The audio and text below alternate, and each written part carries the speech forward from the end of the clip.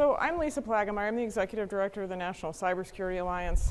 Who's heard of the National Cybersecurity Alliance? Anybody? A couple people. Who's heard of Cybersecurity Awareness Month? That's us. So we founded that 20 years ago. So if, as security professionals, you're really sick and tired of it by the end of October, you can blame us. Really, we're trying to reach people like your mom and your kids, all those folks in our lives who make our jobs necessary, really. So just by means of kicking us off, I want to talk a little bit about why we chose to do this session today and how we landed on the description that we did. About 10 years ago, I was doing marketing at a technology company, an automotive technology company. I'd worked in automotive my whole career at that point. And we were doing thought leadership. So after the GPAC happened, we were doing thought leadership in the industry on cybersecurity and automotive. So I got to know the chief security officer. And shortly thereafter, I was a marketing person. Shortly thereafter, our corporate parent spun us off. And he said, I want you to join the security team. And I'm like, really? I'm a marketing person. Like, what are you going to do with me on the security team? Well, we need training and awareness, and I need board presentations, and incident communications, and all the different soft skill stuff. And I kind of need a chief of staff who can read the room and can help me, like, we have shared brain syndrome, so I think you can help me, like, figure out some of these things. Because we were being spun off from a financial services company, so we lost our mandate for security. We lost our mandate for financial services style security. So I said, sure, why not? So when we lost that mandate, we also learned we had a C-suite with an insatiable risk appetite, such a high risk appetite that they decided not to document it at all. And plausible deniability was their strategy. So as you can imagine, that's a little bit of a frustrating situation to be in, because they were like, hey, we're a tech company now, we're not a bank anymore, we can go do whatever we want. So I saw that there was this real disconnect between the security team and what the rest of the business thought we were all, the priorities were. And I watched my boss, the chief security officer, go through meeting after meeting and situation after situation where his values didn't align with the values of the organization. He was salt of the earth kind of guy, straight arrow, a man of faith. Like he had real moral clarity. And as you know, there are situations in security, whether you're doing working with HR or on an employee situation, or you're fighting bad guys or whatever it is, you constantly run into situations where there are ethical considerations. And he eventually got to the point where he left that organization. They brought in another CISO who was not a good fit for me. And I was actually put in an executive coaching program. And on my second meeting with my executive coach, he said, you know, when you work in a place where your values don't align with the values of the organization, that's an extremely stressful place to be. And that was it. I was done. And I made the decision to leave as well. First, I made a complaint to the ethics hotline that went to the auditors and to the board, and then I left. So a few months back, I don't know when it was, 6 months ago now maybe? Something like that, yeah. Cisco has been working with Jason Weiss on a coaching program, an executive coaching program for the benefit of some of their enterprise customers. And I got to be a part of one of Jason's sessions. So I thought this would be a really great thing to share with everybody here today. Some of the things that we learned in his session and some of the same things that I learned from my executive coach. So let's go. Let's do it. I think I legally need to show this slide. So what I'm about to say is not endorsed by anyone else in the world. We good? All right. Compliance? Yeah? All right. So in 1968, the Summer Olympics was held in Mexico City, Mexico. Does anybody remember that? Age check. All right, nice. And that year, a guy named Bob Beamon was on the United States. He's nodding his head. He was on the United States track and field team. And back then, there were 3 channels: ABC, NBC, CBS, unless you lived in New York City and you had the superstation WPIX, and you could watch Kung Fu Theater, right? So everybody watched the Olympics. So the whole world was watching. Bob Beamon ran the long jump. If you are familiar with the long jump, it is a very difficult sport because a lot can go wrong. You are not measured from where you land, and you are not measured from where you take off. you're measured from the line, and you're measured from where the last part of your body hits the sand. It's very difficult. Well, in 1968, the world record had stood for something like 30 years. And whenever the world record was broken, it was broken by 1, 2, maybe 3 centimeters. We're talking this much. In the qualifying round, Bob Beamon foot faulted 2 times. If he foot faulted one more time, he would have been disqualified. He wouldn't have made it to the medal round. So his coach tells him, hey, Bob, I need you to jump a little earlier than normal. So if this is the line right here, Bob was used to getting as close to the line as possible. That was his habit. That was his behavior. Get as close to the line as possible. In the moment, with the world watching, he had to change his behaviors. He had to change something that he had spent his whole life working on. And he did it. He jumped early, but he was so good that he still qualified. Medal round comes up. Cameras, lights, hundreds of thousands of people, millions of people around the world watching. Bob Beamon runs, jumps, and breaks the world record by 53 centimeters. That's a mile in the world of the long jump. That doesn't happen. So afterwards, reporters from around the world come up to Bob, and they say, how'd you do that? Bob Beamon says, I never believed I couldn't. The point is, you need to create your own metrics. You need to create your own metrics of success. What is your world record? Are you trying to beat the status quo, or are you trying to achieve your own goal, your own vision, based on what you are in it for? I look at this room, and I see experts. You are not in your position because of luck. You are not in your position because you were in the right place at the right time. You worked your ass off. And you're good. You got certifications. You post them all on LinkedIn so everybody knows you have them. You got degrees. You've done all the things. And you've gotten to a place where I would be willing to bet that most of you feel frustration more often than you feel victory. Many of you in this room feel at times that you are battling against your own organization. Because at times it feels like they just won't listen. And they hired you for a reason, to keep the company safe. That's got to feel tough, especially when they're creating the metrics that you're living up to, but they're not listening to you. So today, Lisa and I want to talk to you about some ways that you can overcome those obstacles. You can overcome those feelings of frustration, and you can further define why you are doing what you're doing and reach those goals. Does that sound like a good use of our time? Yes or yes? Look, I'll always give you a choice. Okay? Before we move forward,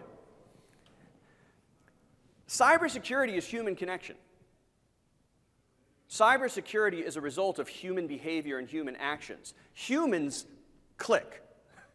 Humans create passwords. Humans do all those things. So what you do is about human behavior. Look at the human behavior in this room right now. No one's trying to connect with anyone. Everybody's sitting as far away from people as they can if they don't know that person. Are those the behaviors you use at work? When you're talking to somebody in engineering, do you, I don't speak engineering. I don't speak sales. What if I catch sales? I don't want to catch sales. It's very contagious. So we're going to talk about 3 things today. We're going to take a look at authenticity. Authenticity, your values, your principles, your guiding force. What are your principles? We're going to talk about communication, how you can confidently express what it is you need to express, how you can communicate with people who may not share your point of view. And finally, we're going to talk about mindset. It's the foundation of everything, whether you believe you can or you can't. And I'm not talking about manifestation. I'm talking about a solid set of beliefs that help propel you forward versus the beliefs that prevent you from opening a door. Now, throughout the course of this conversation, Lisa is going to play you, the skeptics, the people that no matter what I say, you're going to say, yeah, but Jason, you don't know, you're not there, that would never work here. Well, she's going to do that to me, and I have no idea what she's going to say. So let's see what happens. Does that sound good? Yes or yes? Okay, quick. I want to do a quick poll. This is very scientific. If you say CISO rather than CISO? Who says CISO? Raise your hand. Okay. Who says CISO? Raise your hand. Interesting. Who's right? CISO. There we go. It depends on who you're talking to. Fantastic. Have you heard me speak before? It all depends on who you're talking to. So let's kick this off right away. Principles. That's the key to authenticity. How many of you in the room have taken a leadership course or a communication course or an executive presence course or something like that? Raise them high. Let me see. The lights are in my eyes. Okay, great. Here's the problem with those courses, and I'm someone who teaches them. Here's the problem. Oftentimes, the person who enrolls you in that course, whether it's your boss's boss, the head of HR, whatever, they're trying to find a leadership program that matches their leadership style. They're trying to create a familiarity with you because they want you to talk the way they talk. They want you to lead the way they lead. But here's the thing. There's no perfect leader. There's no such thing. It doesn't exist. But that idea of that perfect leader still remains. So it's not about if you put your hands in your pockets. It's not about if you don't make great eye contact. It's not because it's not if you put in filler words. That's 10% of your presence. That's 10% of your authenticity. 90% of your authenticity is this: what you believe in, what you stand for, what your values are. But here's the problem. Values aren't black and white. Principles aren't black and white. There's a sliding scale of principles. Anybody have a cell phone on them right now? Do you know where that cell phone's made? You know where they source their materials? Do you know what the workers get paid? You probably wouldn't really advocate for those practices, yet you still use that cell phone. I drive an electric car. Anybody drive an electric car? The way that battery is made and the way that battery is disposed isn't really good for the environment, but I still use it. So ethics and values are a sliding scale. It's not black and white. That's the first thing. So give yourself a break. Give yourself a break. But how do you figure out what your ethics are? How do you figure out what you stand for and what your principles are? I'm going to give you an easy way to do this, but it requires reaching out to other people. When I coach people, I give them a set of questions to ask their friends. I'm going to show you those questions right now. What I want you to do is send an email to about 30 people. They have to be people who know you well, colleagues, friends, people you've known for a long time. And you're going to ask them these 5 questions. You're going to say, hey, would you do me a favor? I'm working on some growth right now, and if you can answer these 5 questions for me, it'd be very beneficial. And then give them a time limit. Say, and if you could return this within 48 hours, I'd really appreciate it, and I would do the same for you. If 20 of them get back to you, that's fantastic. Here's why you're going to ask other people. Because they view you with a straight, clear mirror. They view you for who you are. When you look at yourself in the mirror, you see a funhouse mirror, and you see all your faults, and you see all your pimples. They see you for who you really are. So you've got to find out how they see you. So the first question you're going to ask them is, I don't really use slides, so I'm going through these. There we go. So the first question is, what are my unique talents and strengths? The second question, and you can get all these slides, I think, afterwards. The second question is, what are those unique competencies, skills, talents I bring to bear when I am performing at my finest? What do I excel at doing?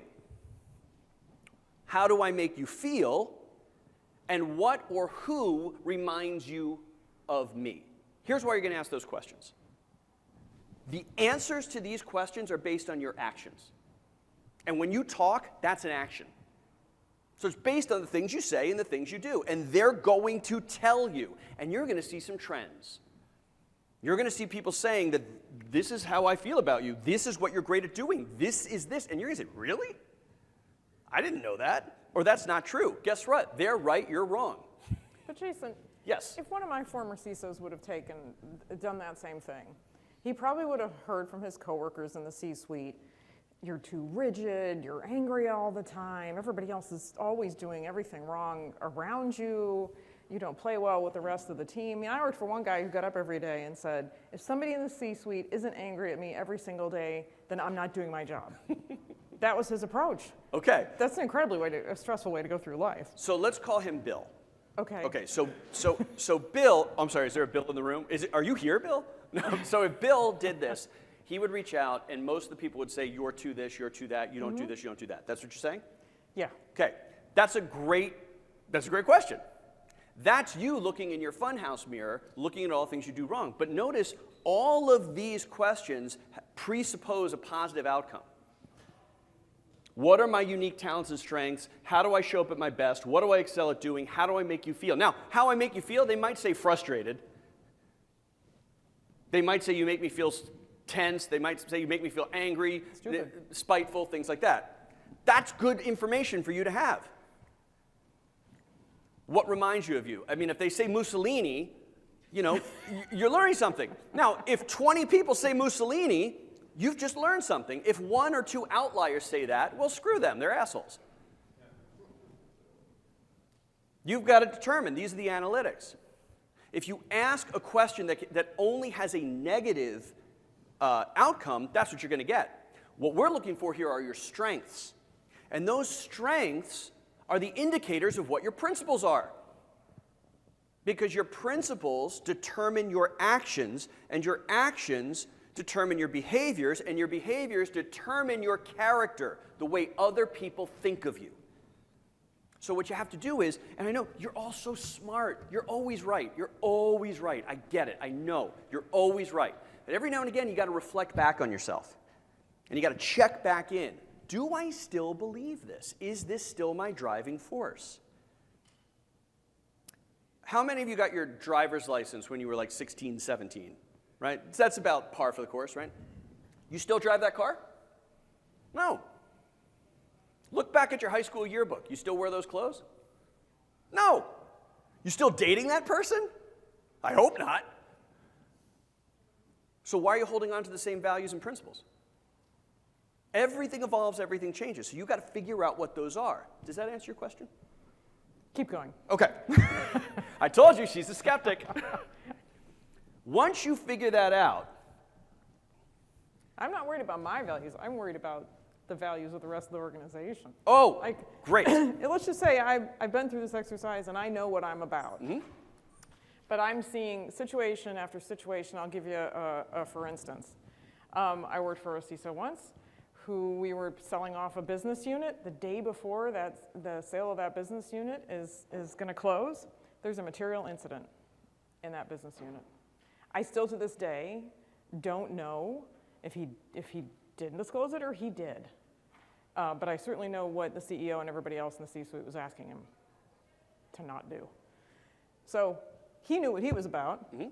But faced with that kind of situation, you're faced with people whose values might not align with yours. Okay, so I'm glad you asked this question. So here you are, you're now confident in what you believe in, what your ethics are, what your values are, what your principles are, but there's someone else in your organization who is twirling their mustache, and they're the opposite of you.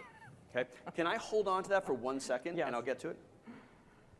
I skipped something, as I'm prone to do, that I want to go back to really quickly. That's you, that abstract picture right there. Different colors, different shapes, different patterns, different things. That's the totality of who you are, all of you.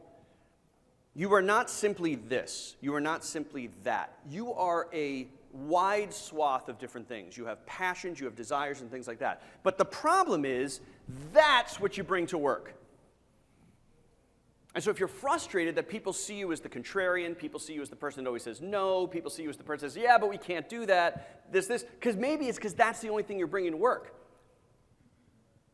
And eventually, you start to believe that's who you are, which ties directly into what you just asked me. Let me fast forward again. I hate slides. So, it comes down to communication. Nobody is the bad guy in their story.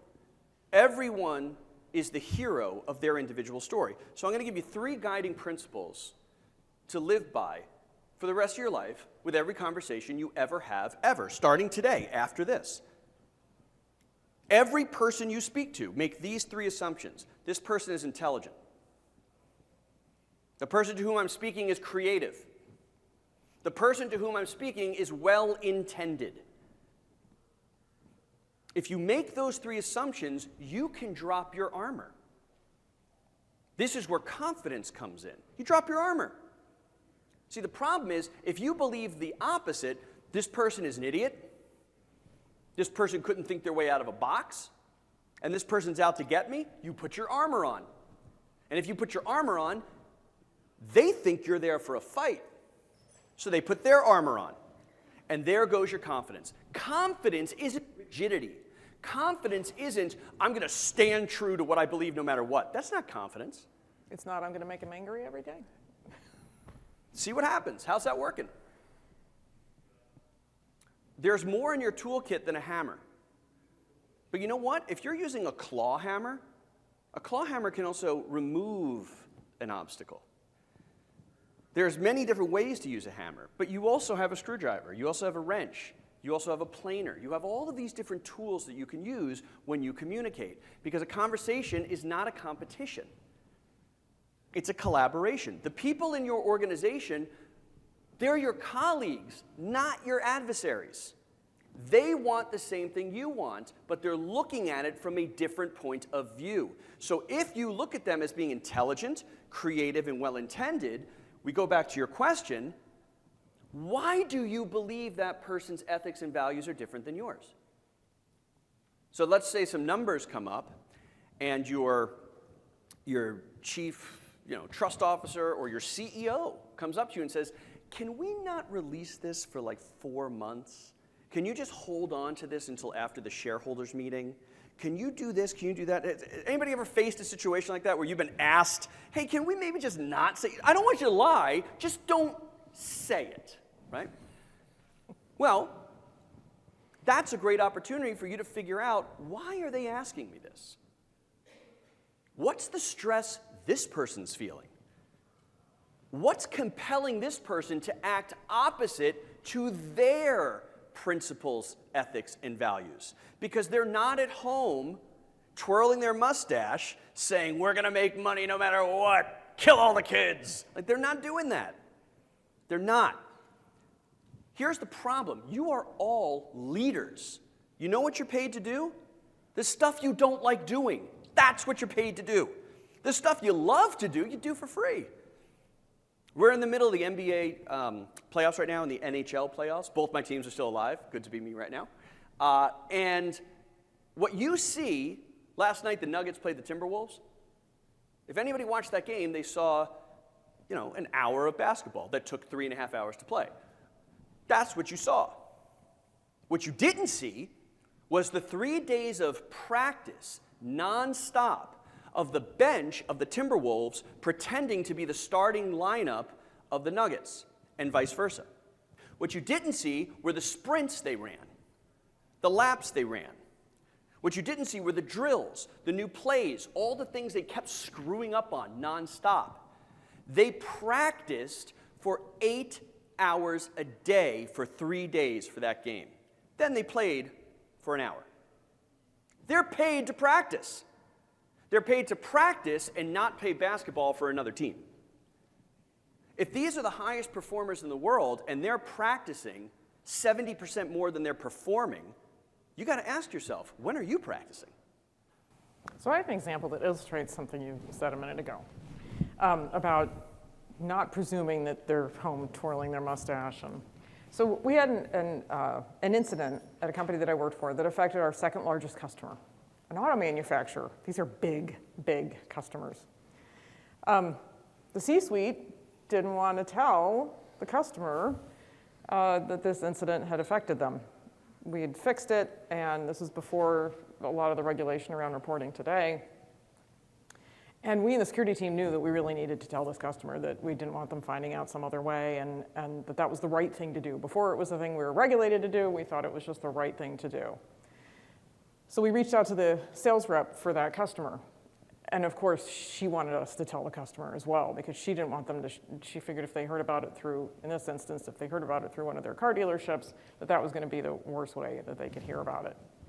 So the approach we took to the folks who didn't want to tell the customer was using that creativity, assuming that we all had the same goal in mind. The goal in mind was, that we don't lose this customer, the customer's happy, we make money, everybody's happy. That's the end goal. And if you can find that common ground, that's really, really important. So we said, what if we write a client communication that is so good that we're able to disclose what happened, but make them feel really good about what we learned out of that and how we've changed as a result and all those good things. And we did that. And everybody was happy. And this is a customer, auto manufacturers have incidents. We have to remember that there's empathy out there for us, right? Because we're all fighting the same fight. And knowing that their security team was going to be reading that communication as well as their executives, we made sure that in the language that we used, that we found that common ground, that empathy from the customer, and walked away from that situation having learned a lot more, having shored up some vulnerabilities we didn't know we had, and they didn't know we had. And so we came out of it okay. But it would have been really easy at that moment as the security team, when the executive suite says, no, we don't want to tell the customer, to just shut down and feel sorry for ourselves and feel like, oh, woe is me, here we go again. The executives are doing the wrong thing. We have to clean up all the messes, and then they pretend it didn't happen, and life goes on. But we found that common ground and that common goal. And to make this worse, there may have been instances where the security team spoke up in the past, and they were told, stay in your lane. There may have been times in the past where a specific person on the security team spoke up, and that person was politely asked to leave. So you may see instances when someone speaks up and they are silenced. Well, chances are it's because of the way they communicated. We all have different backgrounds in this room. There might be someone in this room that was born on the same day I was born in the same hospital in Princeton, New Jersey, went to the same school I went to, ate all the same food I ate, knew all the people I knew, but we both have different lives. We both have different ways of looking in the world, no matter what our similarities are. So the practice that you can do, what Lisa's talking about, is how do you communicate your message to the people to inspire them to make a decision? There's a difference between convincing someone, which is pounding, pounding, pounding, pounding. I've got to get them to. I will make them armor, armor, armor, clash, clash, clash. That's karate, right? Fist to fist. Versus inspiring someone. That's Aikido, using their energy to help them move in one direction. In order to inspire someone, you got to learn, what does that person care about? You know what your CFO cares about? Making money and reducing costs. That's what your CFO cares about. So how does your security solution help them make money and reduce costs? You know what your CEO cares about? Shareholders being happy, appeasing the board, not getting fired, making her bonus, keeping top talent. So make sure your solution, or whatever you're doing, addresses what they care about. How do you find that out? By not talking about what you care about all the time. Asking questions, learning, where is this person coming from? What do they care about and why? And that's where this comes in. I've been working around the world for about 10 years now. Fortune 500 companies, Fortune 50 companies, almost every culture. I've worked on every continent except for Antarctica. Penguins don't care about communication. And acknowledgement is the single most powerful communication tool that you can use. Acknowledgement is not agreement.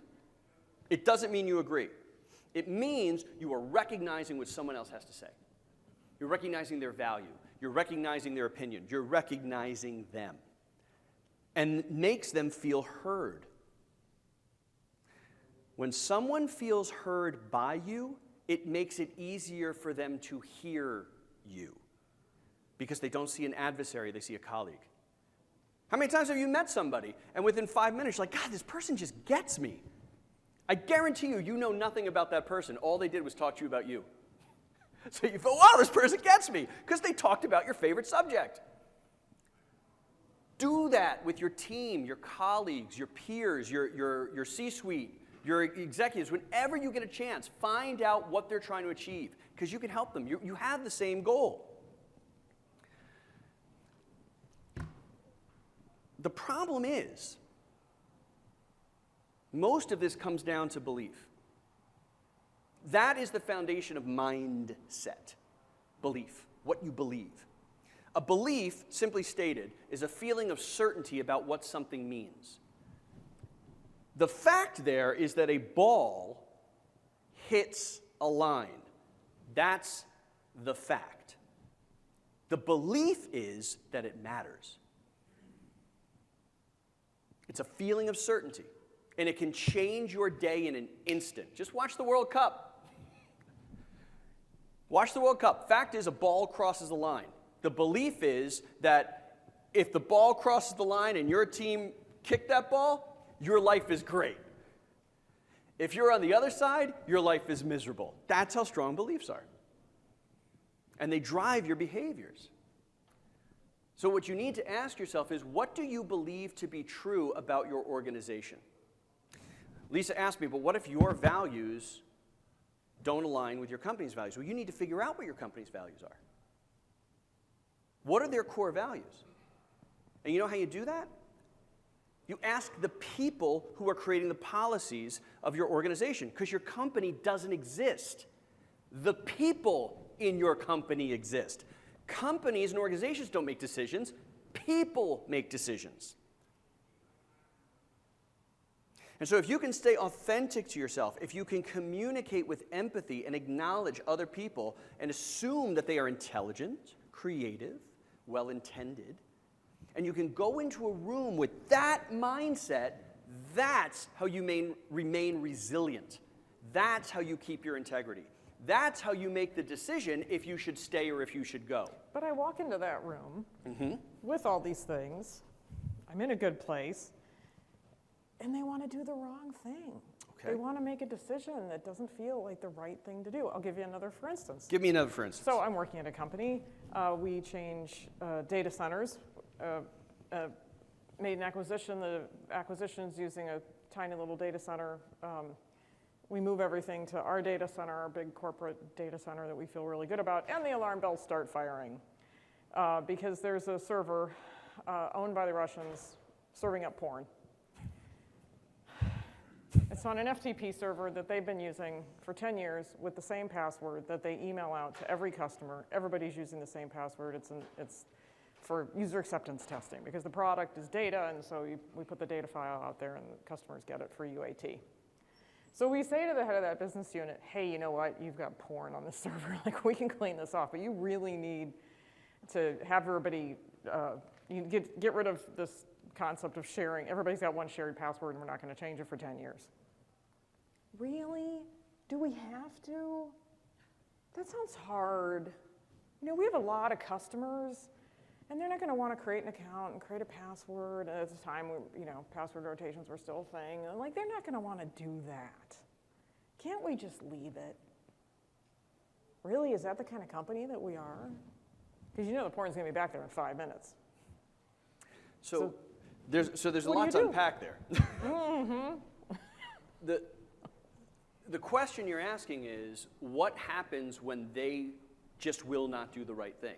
Whether it's because it's too hard, whether it's because they think that it's going to increase the budget, or for whatever their reason. Well, what do? We go to brute force, right? Right.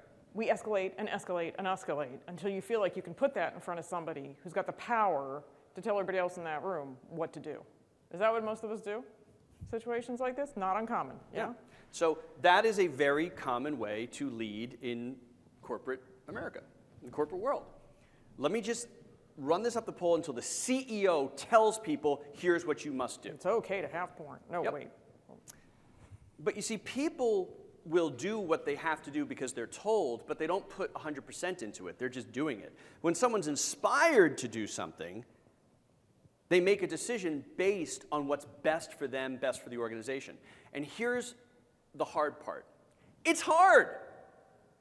It's hard to inspire a room full of people to do something they don't want to do. Your jobs are hard. I'm sorry. So investing in a way for you to practice to reach people and inspire them. So in her example, we need to change a server, we need to change this, we need to change that. That's a lot of changes. Why would the people who make the policy choose not to do that? That's the first thing you got to ask yourself. Then you got to ask yourself, what's in it for them if they change the policy? I'm originally from New York, so like, what's in it for me? So what's in it for them? Then you've got to identify what's going to happen if they don't change the policy, and how does that directly impede them from achieving what they want to achieve. This isn't going to happen overnight, and it's not going to happen in one conversation. Anybody bought a house sometime in the last 10 years? Okay, I just bought a house 2 years ago in Southern California. You want to talk about a pain in the ass? It sucked.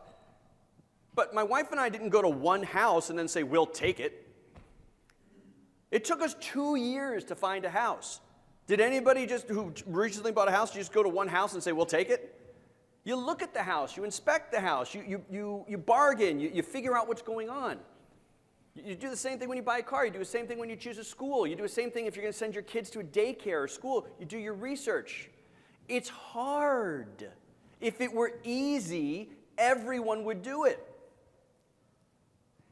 And the worst part is, you're going to find something that works for you. And you end up inspiring people to act. You end up moving people. But then another person comes into the organization, and the way that you've been doing it doesn't work anymore. And now you got to change the way you do it again. It's constantly evolving. So what I would recommend is those questions in the beginning that you asked yourself, you're going to ask your friends, ask about your organization. Oh, by the way, you have more than just one choice. Should I stay or should I go? My company is telling me they want me to do this, but it is against my principles to do this. Well, there's not just one door. It's not, okay, shut up and suck up your pride or leave and jeopardize your livelihood. There are many, many doors you can go through because you got to look at it in the long game. But ask the same questions about your organization. What are your organization's strengths? How does your organization show up at their finest? What do they excel at doing? How do they make you feel? And what does your organization remind you of? Juxtapose that with your answers. If you've got 4 that are similar, you're in the right place. If you got 3 that are similar, you're probably in the right place. If you got 2 that are similar, hey man, you got to make a life choice. If you got 1 or 0, you're doing it for the money. But none of this should be taken lightly. None of this should be, oh, here's the decision. Now, in a moment, I'm going to open it up for questions. But before I do that, I want you to look around this room, and I mean that literally. Turn your heads and look. Everyone here has at one point been in a similar situation to what you are currently in. At this conference, you're going to meet thousands of people who are facing things that you think, I'm the only one who's ever faced this before. So maybe you don't feel safe opening up or talking to someone in your organization. Meet some people here that can now become your secure base. They can become your board of directors. You can talk to them. You can run things by them.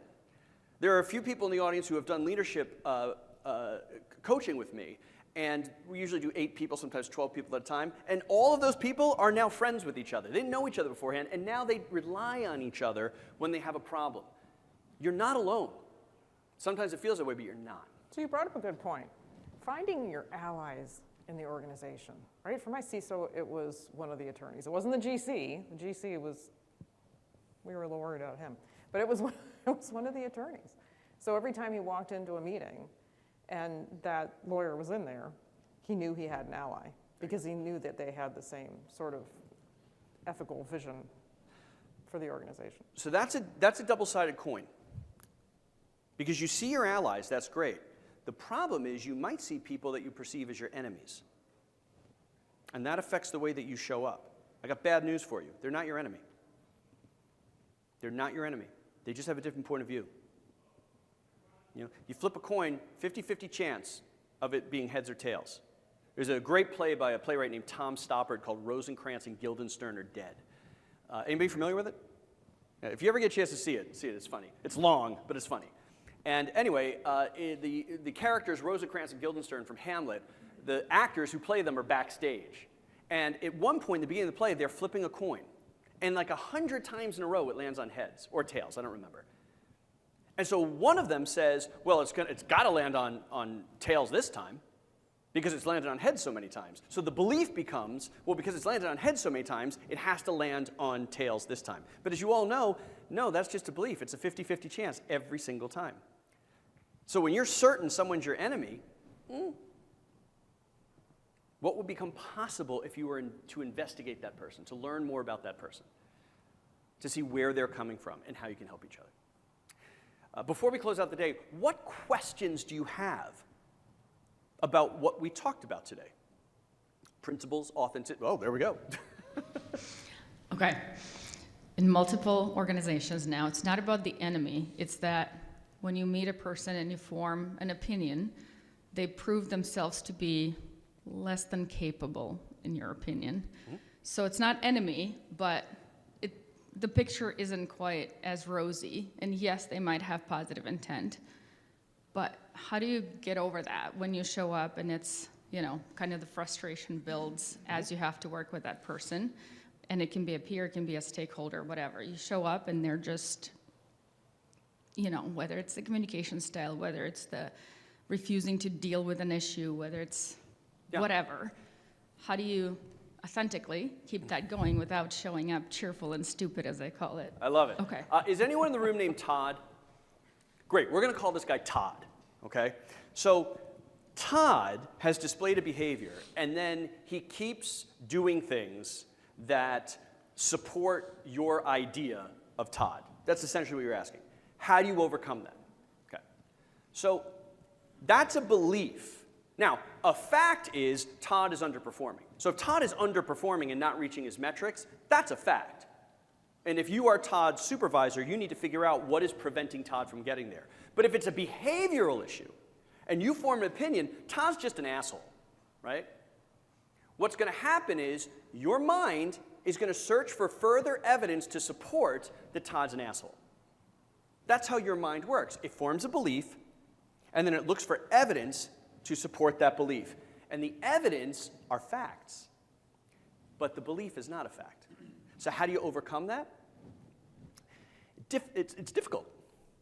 Here's 3 tools you can use. 1, find the people who advocate for Todd, the people who support him. Go out to lunch, have a coffee, and talk to them.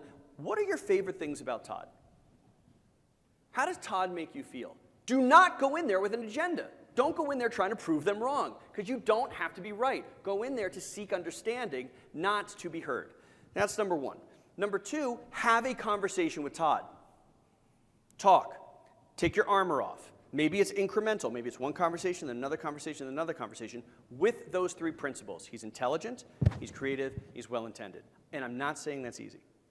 And then 3rd, find your trusted advisor. Maybe your trusted advisor is your executive coach. Maybe your trusted advisor is someone at work. Maybe it's someone you used to work with at another organization. You're really tight. Maybe it's your partner. And talk to them about it. And I'm going to give you a 4th. The 4th one is, imagine someone who counts you as their trusted advisor came to you with the problem. What's the advice you'd give them? And then do it. You all know what to do. You just don't do it because it's hard. It's like working out. Everyone knows how to get in shape. They just don't do it because it's hard. You got to change your behavior. It's hard. Does that answer your question? What other questions do you have? Oh, I can hear you. I'll repeat. All right, there you go. Yeah. Okay. So it's a very similar question to what you had. I've run into people that I'm assuming it's an insecurity issue. And if you don't show that fear and that I'm capitulating to your every need, then they become more aggressive towards you until they see that behavior that you're showing them a right amount of respect. So I got to take all these awesome leadership classes and learn how to lead up. Because especially when it's your manager, and I've run into this on multiple occasions, either coworkers or somebody, and they will aggressively make your life difficult. Sure. So it's like, okay, lead up, but it's just exhausting. Yeah. I'm one of those, a lot of people in IT, introverted, extrovert. I can get out and be gregarious for about 5 minutes, and then I need a month off. Okay. So like, you can learn how to do it. You can lead up. But what do you do when it's just too exhausting? Okay. So you go to the doctor, and you tell the doctor, hey, it hurts when I do this. And the doctor checks you out, and they can't find anything wrong, and you keep doing this, and you say, "But it's hurt." You know what the doctor's going to say? Stop doing this. So what you need to figure out is, one, what I just told Irina. Or what's this person's motivation? Why are they doing this? Why are they doing this? Chances are that person is emulating a leader that was successful in an organization that person worked with. Chances are. Are you going to change that person's behavior? That's not your responsibility. So the mindset comes in here for you to not be exhausted by it. To figure out, here's what I can influence, here's what I can't influence. This takes time, because what you've tried so far isn't working. So if you need to influence a decision to be made, if this person is just, they're not going to move, and they're going to keep battering on you, can you go around that person? Can you include that person in something to see a different side of you? There are a lot of things to try that in the 3 minutes we have left, I can't tell you all those, but I'm happy to talk to you afterwards. But at the end of the day, if it's exhausting you, stop doing it. Stop doing it. And then you got to figure out, am I reaching my goal? Is that helpful? Always reaching my goal. What I've also experienced is almost all of those people don't last. Well, there you go. Yes. Wait them out. I started figuring out that it's probably insecurity because you look at it, they hop from job to job to job. Yeah. Yep. Everybody catches on to the fact that they can't deliver. Yep. And sometimes that wait, it's just too long. Now, before we go, I want to leave you with something. Also, I'm available. I'll be outside for a second if anybody wants to talk to me or if anybody wants my information, we can have a conversation. And I'll leave you a challenge. If you remember this number, 42, and you send me an email and you say 42, because that is, the meaning of life. If you send me that number, I'll give you all a free hour of coaching. Does that sound good? No? Yeah. And there are people in the room who have accepted my offer before, and they are all now independent millionaires. No, I'm kidding. Before we go, I want to leave you with this. Many of you probably read this article. It was in the New York Times about 10 years ago. About 10 years ago, there was a catastrophe in Japan. The fishing industry was about to collapse because the Japanese fishing fleets were so effective that they overfished the waters outside of Japan. They couldn't get fresh fish back to market, and fresh fish is the cornerstone of Japanese cuisine. And so it was going to be disastrous because they had to put the fish on ice and freeze them. So in an unprecedented move, the heads, the C-suites, the CEOs of competing fishing fleets had a joint meeting and said, what are we going to do about this? Here are two solutions that those executives came up with. These are real. The first solution is, well, why don't we just get a bunch of speedboats? Like we can send the speedboats out to the trawlers, and then we can race the fish back. They'll get back in half the time. They'll still be alive. And so the executives said, that's a great idea, until they did the math. They'd have to buy new boats, get new captains, retrofit the boats, all the things. It would cost too much money, it wouldn't work. Second idea, why don't we build a pipeline? We'll build a pipeline that's 500 miles long, and we'll just suck the fish back to market. Well, A, technology does not exist to do that, and B, it violates international water treaties. They couldn't do it. So they had a second meeting. And in this meeting, they invited the captains of the fishing boats. And one of the captains said, hey, why don't we just put big fish tanks inside the fishing trawlers? That way we could put the fish in the fish tanks, they could swim around, and they'll be alive as long as we need them to be. I said, that's a great idea. We never thought of that. And so they did the math, and it looked good. So they did it. They retrofitted the whole fleets. They went out, they went fishing, they filled the boats, they got back, and all the fish were dead. You see, they filled it so full of fish, the fish couldn't move, and they all suffocated and drowned. So now they're like, oh my gosh, we've invested all our money, what are we going to do? Third meeting, different fishing captain from a different fleet says, hey, you know what, we catch a bunch of sharks by mistake. What if we threw some sharks in there? And that way the fish will keep swimming.